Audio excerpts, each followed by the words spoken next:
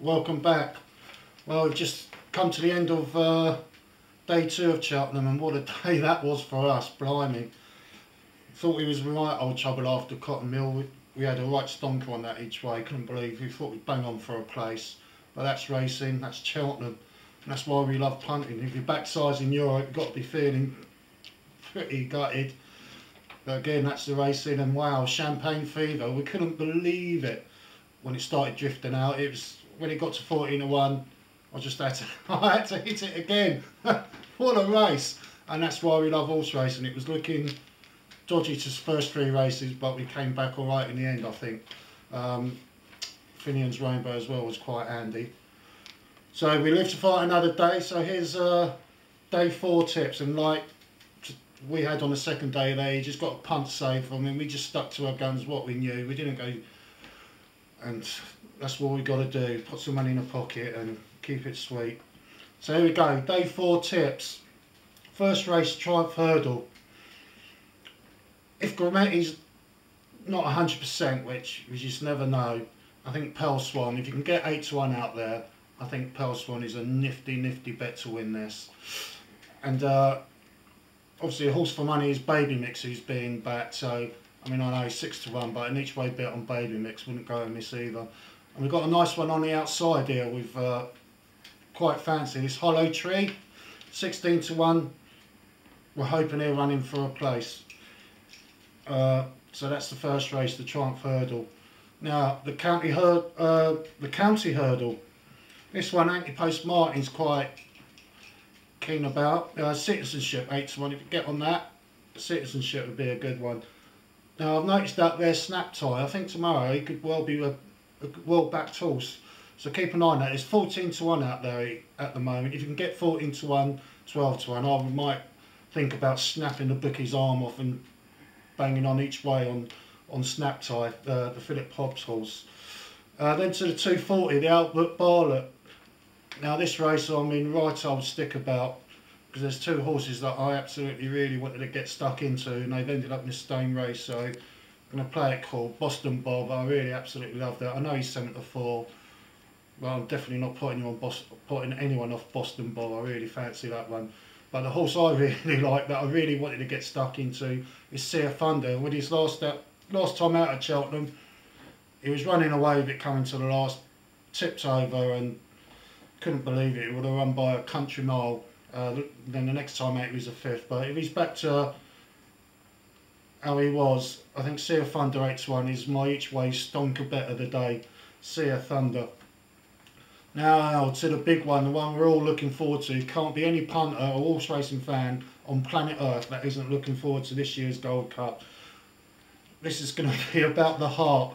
Cato Star, he's just run a blind. Obviously that 4 in the schooling, you just don't know what's going to happen. Long Run, I was all over him last year. I just fancied him because he was running a great season. This season I'm not so sure about Long Run. And I think if Cato and Long Run, because that's all people are looking at, I think one on the outside, another really cracking little bet will be Midnight Chase. There's 12-1 out there. I'm definitely able to say Cato and Midnight Chase a real good each way bet. I think it's going to be a cracking little race. It's not just a 2-horse race. There's maybe 4 or 5 maybe with a shout coming up to the last. So I'm really looking forward to that this year. And if Cato wins, well, the ground's going to shake at Cheltenham. Can be no doubt about it. I'm really looking forward to that. So that's our Gold Cup bet tips. Now to the Fox Hunters Chase. I could be shoving here. There's big chance I'm going to go all in. Capaturgeon, I absolutely love this horse. He's a crack. He's done us so proud over the couple of seasons, and that's all we can say. 11-2, just get on Capaturgeon. That's definitely where our money's going. Then we go on to the Martin Pipe Handicap Hurdle. Well, this one we're just looking at Street Entertainer at 8-1. I think it's just a solid bet for that, and that's where our money's going. The horse we shouted up that we're going to have to follow him home for a place is Tona Doris, 8-1. Definitely keep your eye on that, see how the betting goes with that. That's definitely with a great each way shout. Tona Diaris in the 440. Then we come to the super last at Cheltenham, the Grand Annual, the 5.15.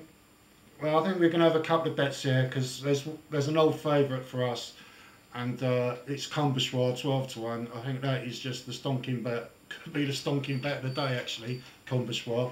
So we really fancy that 12 to 1. Definitely have a go. And I'll tell you, just tip up 2 on the outside for an each way shout, and I think we're going to be getting one of them in. We've got a real good 5. You can get Free World 20 to 1. See how he is. Definitely have a bet on Free World. And then the one who's it, if he gets in here, nice one, Frankie. 25 to 1 if he goes. I think our money's got to follow that each way. I think that's definitely a recommendation. So there you go. There's our Cheltenham tips for 2012. If you pick 1 or 2, then excellent. That's what it's all about. Getting the winners, looking after each other, and you just never know. Cheltenham's just an amazing festival, and you just love it. So remember, just punch safe. If you're going down like we was earlier, just stay with it. Don't panic and stick to what your horses you fancy, and always have that little each way of cover your arse, because you just never know when a horse you've backed before you let it go and it romps home at 40 to 1 like it did today for me. Like, I just couldn't believe it, but that's racing. That's why we love it. So punch safe. I hope you've all had a great Cheltenham. I hope you all make some good money. Take care. Love and peace. See you next year.